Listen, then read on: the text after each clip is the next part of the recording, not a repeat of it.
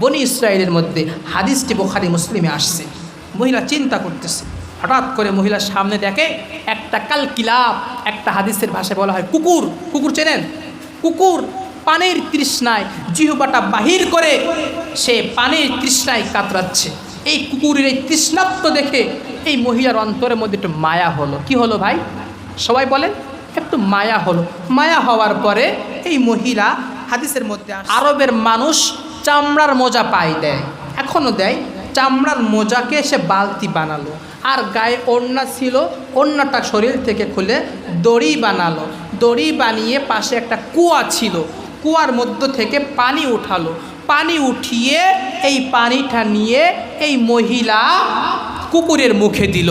কুকুর পানির তৃষ্ণার্ত হয়ে কুকুর এই পানিটা খেয়ে কুকুর চলে গেল। নবী আলাইহিস সালাতু ওয়াস সালাম বলেন,